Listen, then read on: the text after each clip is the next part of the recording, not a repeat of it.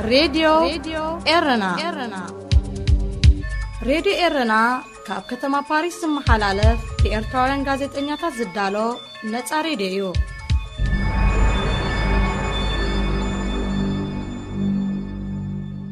سلام كبرى سمعتي نايلومي ربع 19 مغابيت فنوي راديو إيرنا إنه يفلم الله أبي غاندا إرتراو نغاداي زغتلو حدا كابتن زركبوم 3 عامتات كأسرو تفريدوم إثيوبيا تهانصو زلا ديغا سغات هاغراو دحنت مخانو مرحتي سودانن ግብጽን بحبار ገሊጾም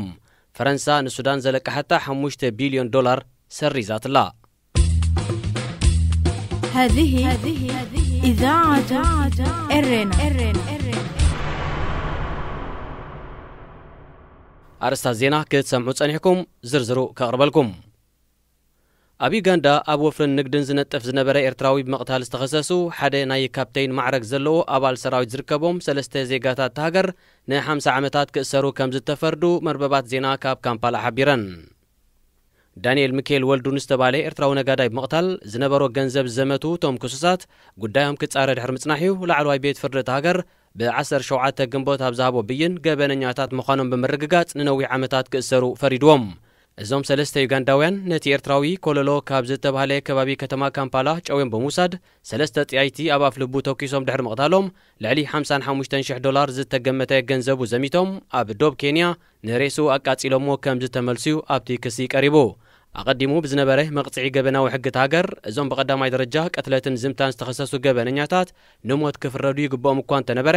ኣብዚ እዋን እዚ እቲ መቕጻዕቲ ስለ ዝተረፈ ግን ነቲ ብይን ዝሃበት ዳኛ ላዕለዋይ ቤት ፍርዲ أنجلين فلافيا سونغا زلعلي ناي مأسر تبين كم ذهبتين مع كنا زينا يغاندا تبتيبن مستي أبال سرايت يغاندا متحبار نتقبن سفتسمو كلتو يغانداوين اتحدي مهور حقن تبغان كوينو ودي 33 عامت كون كلو اتي سال سايدما مويا او زيت تقسي ودي 28 عامتيو إثيوبيا تهانصو زلا ديغا نسودانن ግብጽን ስጋት ሃገራዊ ድሕነት ምዃኑ መራሕቲ ክልቲአን ሃገራት በሓባር ገሊጾም بريزيدنت جبتي عبد الفتاح السيسي أبون برو على بيت مغرب السودان جنرال عبد الفتاح البرهان نزي زغلصو غونتي أباريس تخايدو على السودان أب زكايد وركبيو كلتيوم مرحتي بزعباتي ديغان كابنايل مايزمل ألو أقاباتن بزملكت حبراو مرقصي كحزون زيلوت حقاو سمع كقبرون أب زبل نطبتات كرادو مخانوم مع كان زينا عرب نيوس أملكيتو أبرس زي أب دوب سودان إثيوبيان تخسيت زلو وطري دحر مزتاي أبز قدايون بحبار كسرحو كم زترادو اتمع كان زينا أغنزيبو ግብጽ ንሱዳን ንምሕጋዝ ብመንግስቲ ፈረንሳ ንስተወስደ ተበግሶ ንምድጋፍ ብዝላ عليك ሰረሕ ምዃና ዘረጋገጸ ፕሬዝደንት አልሲሲ ምስሱዳን ኣብ ኩሉ መዳያዊ ምትእሳር ከሉ ንክልቲአን ሃገራት ጉዳይ ሃገራዊ ድሕነትን ጸጥታን ምዃኑ ኣስሚሩሉ ጀነራል አልቡርሃን በወገኑ ግብጽ ምስሱዳን ብሙጋን ትገብሮን ዘላ ምትሕጋዝ ድሕሪ ምስጋን ሱዳን በወገና ግብጽ ንትጠልቦ ሓገዛት ከተማለ ድልውቲ ምዃና ኣረጋጊጹ فرنسا نسودان زلق حتى 5 بليون دولار كم زحدقتلا بريزيدنت فرنسا ايمانويل ماكرون افليتو ات بريزيدنت نزفلته سودان نزلوان يستاسوس بليون دولار عدان مسرزن قطبات هاجر نمحواين دما ابتا هاجر اهغراو وفرن نقدن ككايد نمتبعن زنقده اهغراو وعلا بسوني 10 شوعات تجنبوت اباريس ابز تخايدليو فرنسا نسودان استات 1.5 بليون دولار كتحجزا مخانا منيستر فاينانس تهاجر برونو لمير هقدمو جاليسيو اتي فرنسا تقبرو حجز سودان نزلوا 3 بليون دولار وهول العدا نمخفل كحجزا مخانو ات منيستر جاليسو دحرزي ناي باريس وعلا جرمن ايطاليان بدمر 1.8 بليون دولار نروي 100 مليون دولار وهول العدا سودان كم سرزا اغراوي معكن جنزب ارغاغيصو اتا نسودان زبزح جنزب زلق حتى هاجر كويت كوينا نتيبه باوان استوهلله 9.8 بليون دولار استقمته سودان كتكفلو زي كالت عدا بغمي تحزاب زبل كتزتي قرب تغينا لا سعود عرب قطرن كالوتن ون تمساسالس غمتات كوسده تسفاتات الله بريزيدنت فرنسا ايمانويل ماكرون بزودبه وعلا بدمر 22 بليون دولار عدا سودان كقلل انكلو اتسترفه استا 38 بليون دولار مس مشارختي هاجرات بنك عالمن اهغراو معكن گنزبن بزكايد قصالي زربات بناي وفرن نقدن عدلات مفتحو تقولو كم زلو يگلص الله كبرا سمعتي زينا ودي لخو مسترفه تحسوتات راديو رنا مكتالكم كتقصلو دقيمه عدمكم راديو إيرنا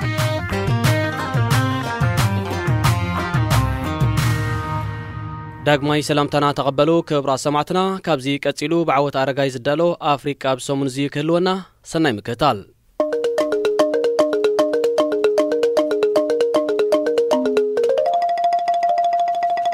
ኣልጀርያ ፈተነ ኑክሌር ፈረንሳ ድሕሪ 61 ዓመቱ ሕጂውን ጉዳት የውርድ ካልኣይ ኩናት ዓለም ድሕሪ ምዛሙ ኣብ እዋን ዝሕል ኩናት ሓያላን ሃገራት ኣብ ፈተነታት ኒውክሌራዊ ቦምብ ተጸሚደን ነይረን ሕብራት መንግስታት ኣሜሪካ ኣብ መሬታን ኣብ ሰላማዊ ውቅያኖስን ሕብረት ሶቪየት ኣብ ኣካል ግዛእታ ዝነበረት ሕጂ ናጻ ኮይና ዘላ ካዛኪስታን ብሪጣንያ ኣብ ኣውስትራልያ ፈተነታት ብምክያድ ወነንቲ ኒውክሌራዊ ቦምብ ክኾና በቂዐን እየን ኒውክሌራዊ ቦምብ ምውናን ማለት ከም ሃገር ሓይልኻ ተረጋግጸሉ ዘይትድፈርን ይገብረካ ብምንባሩ ሃገረ ፈረንሳ ብወገና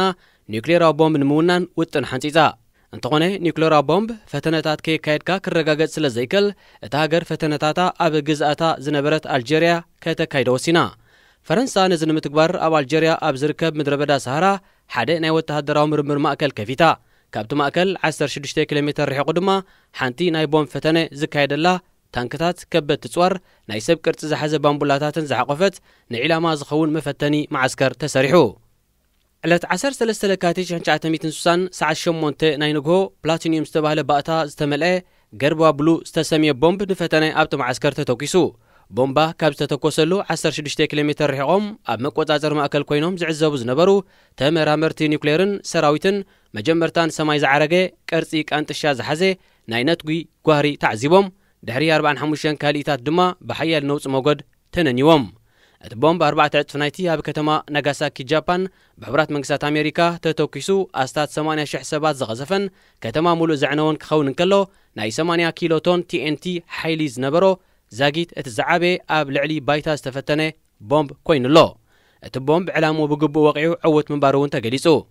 ድሕሪ እቲ ፈተነ ፕረዚደንት ፈረንሳ ሻርል ዴጎል ናብ ሚኒስትሪ ምክልኻል ሃገሩ ኣብ ዝለኣኾ መልእኽቲ ድንቂ ሎሚ ንግሆ ፈረንሳ ሓያልን ኩርዕትን እያ ነዚ ክውን ዝገበርኩም ካብ ማዕሙቕ ልበይ የመስግነኩም ክብል ገሊጹ ፈረንሳ ድማ ንሕብራት መንግስታት ኣሜሪካ ሕብረት ሶቪየትን ብሪጣንያን ተኸቲላ ራብዒቲ ኒውክሌራዊ ሓይሊ ዘለዎ ሃገር ክትከውን በቂዓ ኣብ ተመሳሳሊ ቦታ ድማ 4 ተወሳኺ ዝተፈላለየ ዓቐን ዘሎ ፈተነታት ኣካይዳ ኣብቲ ናይ ምርምር ማእከል 6500 ፈረንሳውያን መሃንድሳት ወተሃደራትን ተመራመርትን ክነብሩ እንከለው 3500 ድማ ነቲ ማዓስከር ኣብ ምስራሕ ብጉልበት ዝተሳተፉ ኣልጀርያውያን ነይሮም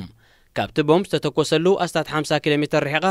ሓንቲ ሬጋን ዝተባህለት ኣስታት 6000 ሰባት ዝቕመጥዋ ዓዲ እውን ነይራ እንትርፎ ኣብቲ ናይ ምርምር ማእከል ተቐማጦ ዝዓዲ ብዛዕባ እቲ ቦምብ ይኹን ኒውክሌር ከስዕቦ ዝኽእል ሳዕቤን ዝኾነ ኣፍልጦ ኣይነበሮምን መንግስቲ ፈረንሳ እቲ ኣብ ኣልጀርያ ዘካየዶ ፈተነታት ኒውክሌራዊ ቦምብ ኩሉ ዓይነት ናይ ድሕነት መለክዒታት እናሓለወ ከም ዘካየዶ እዩ ዝገልጽ ኣብ 1960ታት ኣብ ግዜ ፈተነ ሚኒስተር ምክልኻል ዝነበረ ፔክ መስመር ኣብ ዝሃቦ መግለጺ ፈተነ ኣብ ዝተኻየደሉ ከባቢታት ኣብ ርሑቕ ይኹን ቀረባ ዝነብር ህዝቢ ድሕነት ንምርግጋጽ ጥንቃቐታትን ናይ ድሕነት መለክዒታትን ተወሲዱ እዩ ፈተነ ኣብ ዝካየደሉ ናይ ኣሜሪካን ህንድን ተዓዘብትን ነይሮም እዮም ክብል እውን ገሊጹ እንተኾነ ሎሚ ድሕሪ 61 ዓመታት ተቐማጦ ሬጋን ኒውክሌራዊ ቦምብ ምስ ዝገደፎ ጸርጊ ወይ ራድዮ ኣክቲቭ ክነብሩ ተቐሲቦም ኣለዉ ኣማሲኡ ድማ ጸርጊ ዘኸተሎ ምስ ሕማማት መንሽሮ ሕማም ቆርበት ሕማም ሳምቡእ ዘይንቡር ስንክልናን ወሊድን ካልእን ክነብሩ እንከለው ኣስታት 100 ካብቶም ተቐማጦ ድማ ናይ ምውላድ ዕድሎም ማህሚኑ መንግስቲ ፈረንሳ ኣብቲ ፈተነታት ኒውክሌር ተሳቲፎም ኣብ ዝተናውሐ ንሕማማት ንዝተቓልዑ ወተሃደራቱ ነበር ይኹኑ ዜጋታት ሰራሕተኛታቱ ካሕሳ ክህቦም እኳ እንተጀመረ ተቐማጦ ሬጋን ግን ዛጊት ዝኾነ ቆላሕታ ከም ዘይተገብረሎም ቴሌቪዥን ፍራንስ 24 ገሊጻ እቶም ተቐማጦ ወላውን ካሕሳ እንተሓተቱ መርትዑ ይሕተቱ ብምዃኖም ከምቲ ንዜጋታት ፈረንሳ ተዋሂቡ ዘሎ ዕድል ክወሃቦም ዘሎ ተኽእሎ ኣዝዩ ጸቢብ እዩ ሓደ ካብ ተቐማጦ ሬጋን ዝኾነ ኣሕመድ ኢልሓጅ ነቲ ኣብ 1961 ዝነበረ ፈተነ ኒውክሌር ክዝክር እንከሎ ንሱን ብፀቱን ኣብ ምስራሕ ማዓስከር ተዋፊሮም ከም ዝነበሩ ፈተነ ቦምብ ኣብ ዝተኻየደሉ እዋን ዓይኖም ክዕምቱን ርእሶም ከንኑን ከም ዝተነግሮም እንተኾነ ድምፂ ትነትጉ ኣዝዩ ብርቱዕ ብምንባሩ ዝሞቱን መወዳእታ ዓለም ዝኾኑ ኮይኑ ከም ተሰምዖምን እዩ ገሊጹ ንሱ ብተወሳኺ ሓያሎ ናብቲ ባርዕ ኒውክሌር ዝጠመቱ ግዜያዊ ናይ ዓይኒ ምዕዋር ኣጋጢሞም ከም ዝነበረ ኣብ ዝተናውሐ ግዜ ድማ ሓያሎ ሰባት ብዝተፈላለዩ ሕማማት ክሳቐዩ ከም ዝጸንሑ ብምግላጽ መንግስቲ ፈረንሳ ከም መፈተኒ ጊxe ከም ዝተጠቕመሎም ሓቢሩ ድሕርቲ ፈተነ ኒውክሌር ድማ ነብሶም ክሕፀቡ ጥራይ ከም ዝተነግሮም ብዛዕባ ኒውክሌር ዝኾነ ይኹን ኣፍልጦ ከም ዘይተዋህቦምን ሓቢሩ ተቐማጦ ሬጋን ይኹኑ ኣብቲ ከባቢ ዝነብሩ ሰብ ክሳግም ቅድሚ ይኹን ድሕሪ ፈተነታት ኒውክሌር ዝኾነ ይኹን ኣስተምህሮ ስለ ዘይተዋህቦም ህዝቢ ካብ ፈተነታት ንዝተበታተነ ሓፃውን ብምእካብ ንጌፃጌፅ ይኹን ንመስርሕ ናውቲ ክሽነ ከም ዝተጠቕመሎም ክፍለጥ ተኻኢሉ በቲ ፈረንሳ ዘካየደቶ ፈተነታት ኒውክሌር ካብ 30 ክሳብ 60,000 ሰባት ተጎዲኦም ከም ዘለዉ ይዝግመት ኣብ ልዕሊ ኣሓንት ኤለበጊዕን ከምኡን በቲ ከባቢ ካብን ናብን ናይ ዝፈልሱ ኣዕዋፍ ስነ ህይወታዊ ስሱንነት እንስሳታት ዘገዳም ከም ዝባደመ እዩ ዝግለጽ። ፈረንሳ ነቲ ኒውክሌራዊ ቦምብ ክትፍትኖን ከላ ጋዜጠኛታት ይኹኑ ግዳማውያን ተዓዘብቲ ከይሪእዎ ከልኪላ ብምንባራን ተመራመርትን ሰብ መዚ ሰራዊትን ነቲ ፈተነን ዘውረዶ ቅጽበታዊ ዕንወትን ኣመልኪቶም ዘካየድዎ መጽናዕትን ናብ ህዝቢ ቁልዕ ከይከውን ተኸልኪሉ እዩ። እዚ መጽናዕታዊ ሰነድ ተኸልኪሉ ምህላው ድማ በቲ ፈተነ ጉድኣት ወሪድና ዝብሉ ሰባት ነቲ ሰነዳት ከም መወከሲ ከይጥቀምሉ ዓጊቱ ብምህላው ፈረንሳ ሓላፍነት ካብ ምስካም ከተድሓርሕር ይሕግዛ ኣሎ ይብሉ ተዓዘብቲ። ፈረንሳ ኣብ 2010 ንኣልጀርያውያን ካሕሳ ከም እትህብ እኳ ሕጋዊ ውሳኔ እንተሃበት ሓሚምና ዝብሉ ሰባት ብፍላይ መንሽሮ ዝሓመሙ ሕማሞም ምስ ተፈተነ ኒውክሌር ዝገደፎ ጸርጊ ዝተተሓዘ ምዃኑ መርትዖታት ከቕርብዮም ዝግደዱ። ሓያሎ ካብቶም ግዳያት ኮይኖም ዘለዉ ሰባት ድማ ሰበክሳግም ከምኡን ተቐማጦን እሽተዓዲ ብምዃኖም ንሕክምና ዝኸውን ወጻኢታት እውን ክሽፍኑ ኣይከሉን እዮም። ፈረንሳ ኣብ ልዕሊ ባይታ ዘካየደትሉ ናይ ፈተነ ማእከል ብሓጹር ተኸቢቡ እኳ እንተሃለወ እቲ ከባቢ ብባህሪ ጸርዩ ንህይወት ምቹእ ክኸውን ብሕጂ 24,000 ዓመታት ክወስደሉ ምዃኑ ተመራመርቲ ይእምቱ። በዚ ምኽንያት ድማ ፈረንሳ እቲ ከባቢ ከተጽርዮ ካብ መንግስቲ ኣልጀርያ ጻውዒት ይቐርበላ እዩ። ኒውክሌራዊ ፈረንሳ ፈተነታት ንምክያድ ዝተጠቕመትሉ መሳርሒታት ዝበዝሐ ኣብ ትሕቲ ባይታ ከም ዝቐበረቶ እያ ትገልጽ። ሕጻም ምድረ በዳ ካብ ግዜ ናብ ግዜ ዝግዕዝን ቅርጹ ዝቕይርን ብምዃኑ ድማ ነተወሰኽቲ ብሰበክሳግም ዝናበሩ ሰባት ጉድኣት ከየውርድ የስግእ። ጸርጊ ወይ ራድዮ ኣክቲቭ ብውሑድ ዓቐን ምስ ዝኸውን ብዙሕ ጉድኣት ዘየውርድ እኳ እንተኾነ ካብ ኒውክሌር ዝምንጩ ግን ብመልክዕ ጨረር ናብ ኣካላት ወዲ ሰብ ዝኣቱ ብምዃኑ ንዋህዮታት ከምኡን ዲኤንኤ ከጥቅዕ ዝኽእል ብምዃኑ ንዝተፈላለዩ ሕማማት ብፍላይ ድማ ንመንሽሮ የቃልዕ። ኣብ ዝሓለፈ ወርሒ ለካቲት ካብ ምድረ በዳ ሰሃራ ዝተበገሰ ዶሮና ኣብ ክልል ኣየር እስጳኛ፣ ፈረንሳ፣ ስዊዘርላንድ፣ ብሪጣንያን ኣየርላንድን ተራእዩ ነይሩ። እቲ ዶሮና ብፍላይ ኣብ ፈረንሳ ከተማ ሊዮን ኣብ ስዊዘርላንድ ድማ ኣብ ከተማ ጀኔቫን ጎቦታት ኣልፕን ብብዝሒ ተራእዩን ናብ ባይታ ወሪዱ ነይሩ። ኣብቲ ዶሮና ዝተገብረ መጽናዕቲ ከም ዘመልክቶ እቲ ዶሮና ሲዝየም 147 ዝተሰምየ ጸርጊ ብውሑድ ዓቐን ተሸኪሙ ከም ዝነበረ ክፍለጥ ተኻኢሉ። ሲዝየም ኣብ ሕጻ ዘይርከብ ባእታ ብምዃኑ እቲ ጸርጊ ካብቲ ፈረንሳ ኒውክሌራዊ ቦምብ ዝፈተነትሉ ከባቢ ዝመጸ ከም ዝኾነ ተመራመርቲ ምቁጽጻር ጸርጊ ገሊጾም። በዚ ድማ ፈረንሳ ኣርሒቓ ዘርኣቶ ስሚ ተመሊሱ ንኤውሮጳ ክሃድን መጺኡ ክብሉ ተዓዘብቲ ገሊጾሞ ነይሮም። እንተኾነ እቲ ጸርጊ ኣዝዩ ውሑድ ዓቐን ዝተሰከመ ብምዃኑ ኣብ ልዕሊ ሰባት ጉድኣት ከውርድ ዓቕሚ ከም ዘይነበሮ እቶም ተመራመርቲ ብተወሳኺ ሓቢሮም።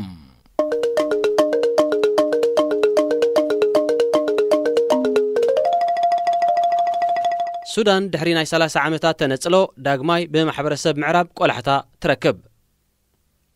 ኣብ 2018 ፕረዚደንት ነበር ዑመር ሓሰን ኣልበሽር ኣብ ፊኖ ዝገበሮ ድጎማ ድሕሪ ምእላዩ ናይ ባኒ ዋጋ ወሲኹ። ነዚ ንምቋም ድማ ህዝቢ ሰላማዊ ሰልፊ ወሊዑ። ዑመር ኣልበሽር ነዚ ንምህዳእ ናይ ህፁፅ እዋን ብምእዋጅ ንካቢነ ካብ ስርሑ ኣልይዎ። እንተኾነ ሰልፈኛታት ባዕሉ እቲ ፕረዚደንት ካብ ስልጣን ከይተኣልየ ሰልፊ ከም ዘየቋርፁ ኣተንቢዮም። ሓይልታት ጸጥታ ሰልፈኛታት ደው ንምባል ኣብ ዝገበርዎ ናይ ሓይሊ ጎነፅ ኣስታት 40 ሰልፈኛታት ክሞቱን ከለዉ ኣብቲ ሃገር ዝካየድ ዝነበረ ሽበራ ቢኢሱ። በዚ ድማ ኣብ ሚያዝያ 2019 ሰበስልጣን ሰራዊት ንኣልበሽር ካብ ስልጣን ኣልየሞ። እንተኾነ ህዝቢ ነቶም ሰበስልጣን ሰራዊት እውን ስለ ዘይደለዮም ናዕቢ ቀጺሉ ሓይልታት ጸጥታ ድማ 87 ተወሰኽቲ ሰባት ቀቲሎም። በዚ ድማ እቲ ዝተወልዐ ናዕቢ ካብ ቁፅር ወፃእ ኮይኑ ኣብ መስከረም 2019 ብዝተበጽሐ ስምምዕ ኣብ መንጎ ሰራዊትን ሲቪልን ናይ ስልጣን ምምቕራሕ ተገይሩ ዓብደላ ሐምዶክ ቀዳማይ ሚኒስተር ኮይኑ ናብ ስልጣን ደይቡ። ካብ 1989 ክሳብ 2019 ን30 ዓመታት ንሱዳን ዝመርሐ ወዲ 76 ዓመት ዑመር ኣልበሽር ካብ ስልጣን ድሕሪ ምእላዩ ብብልሽውና ተኸሲሱ ን2 ዓመታት ማእሰርቲ ተፈሪዱ እኳ እንተነበረ ኣብ ሕጊ ሱዳን ልዕሊ 70 ዓመት ዝዕድሚኡ ክእሰር ዘይፍቀድ ብምዃኑ ናብ ናይ ማሕበራዊ ተሃድሶ መቕጻዕትዩ ተቐይሩሉ ነይሩ።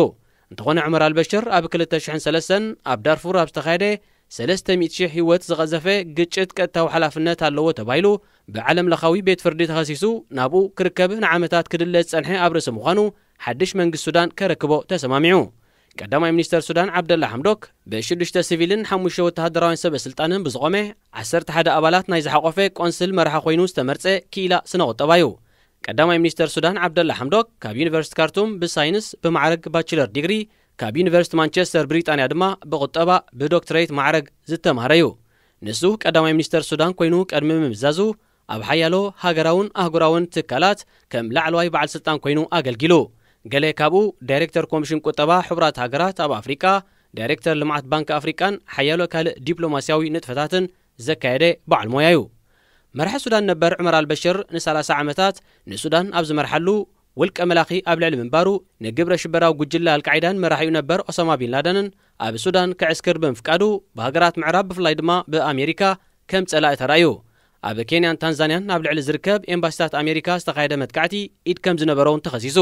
ኣብ ዳርፉር ኣብ ልዕሊ ሰላማውያን ሰባት ብዝፈጸሞ በደል ብዓይኒ ዝበዝሐ ማሕበረሰብ ዓለም ገበነኛ ኮይኑ عمر البشر ኣብ ስልጣን ኣብ ዝነበረሉ ንሱን ሃገሩን ግዳይ ዝተፈላለዩ እገዳታት ኮይኖም እዮም ሱዳን ኣብ ክትወጽኦ ዘይትኽእል ዕዳውን የትዋ البشر ኣብ መወዳእቱ ወሰኽ ዋጋባኒ ብዘልዓሎ ህዝባዊ ናዕቢ ካብ ስልጣን ተኣልዩ ንልበሽር ካብ ስልጣን ክእለ ዘገደዶ ሰልፊ ብሓያሎ ወገናት በሰውራ ባኒ ተባሂሉ ድማ ይጽዋዕ ድሕሪ ውድቀት البشር መራሒ መንግስቲ ኮይኑ ናብ ስልጣን ዝደበ ዓብደላ ሐምዶክ ንሱዳን ካብቲ ተኸዶ ዝነበረት መንገዲ ብምእላይ ዝነበሮ ዲፕሎማሲያዊ ልምዲ ተጠቂሙ ሱዳን ኣብ ዓይኒ ማሕበረሰብ ዓለም በኣሉታ ከይትረ ክጽዕር ጸኒሑ እንተኾነ ሃገር ተሰኪማቶ ዝነበረት እገዳታትን ሰፍ ዘይብል ዕዳን ከንቀሳቀሳ ይከኣለን ዝነበራ ዝቕባበ ቁጠባን ናብኣሰብ ምምፁ መንባብሮ ህዝቢ ብ300 ሚታዊት ወሲኹ ናብራውን ከቢሩ ቀዳማይ ሚኒስትር ዓብደላ ሐምዶክ ንሱዳን ካብ ኣትያቶ ዘላ ዓዘቕቲ ንምውፃእ ምዕራባውያን ሃገራት ዝጠልቦ ምቅያራት ከተግብር ግዴታ ሆኖ እቲ ጠለባት ሱዳን ተሓታቲት ናይቲ ኣብ ኬንያን ታንዛኒያን ዝርከብ ኤምባሲታት አሜሪካ ዝተኻየደ መጥቃዕቲ ምዃና ክትቅበልን ካሕሳ ክትከፍልን ምስ እስራኤል ዝነበራ ዝምድና ከተመሓይሽ ንዑመር አልበሽር ድማ ከተረክብን ካልእን ይርከቦ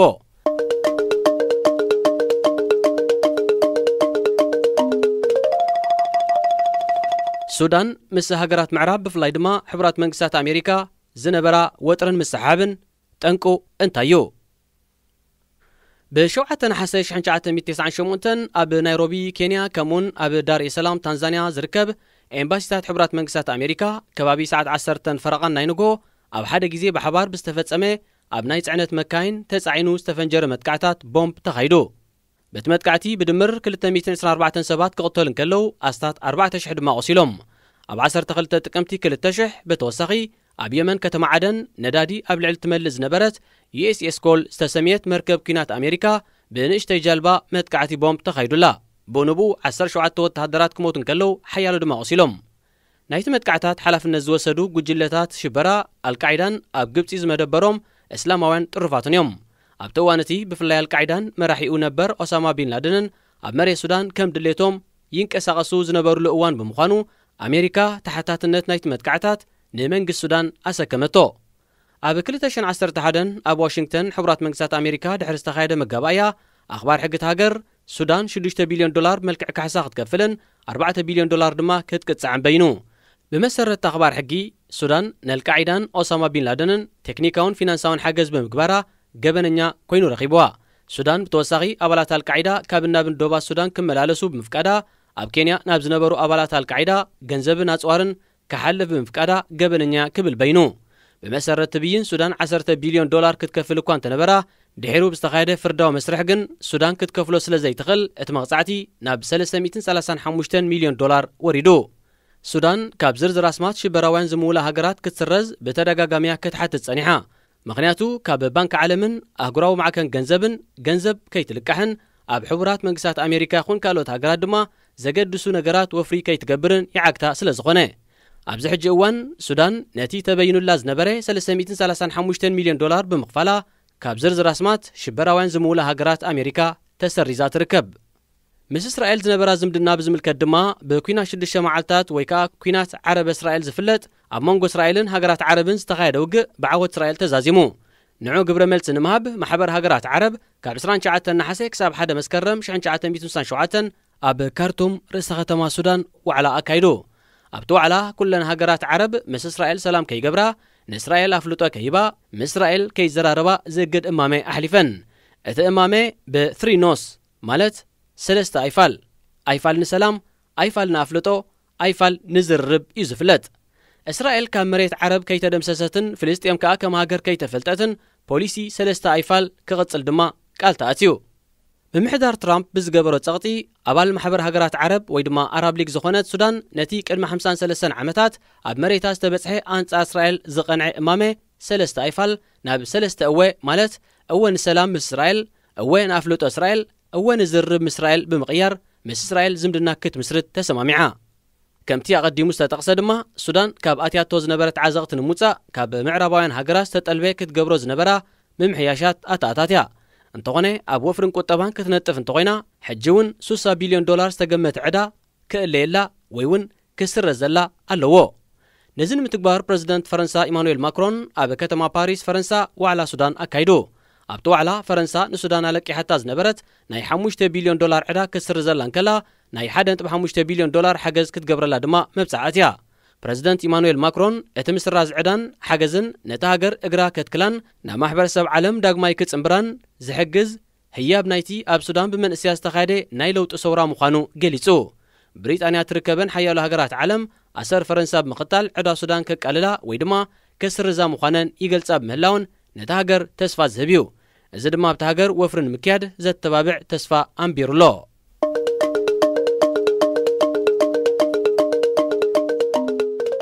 زخبركم سمعتي ناي ساعت زي فنونا تزازيم الله آماني الجرماية بوغاني سلام راديو إرنا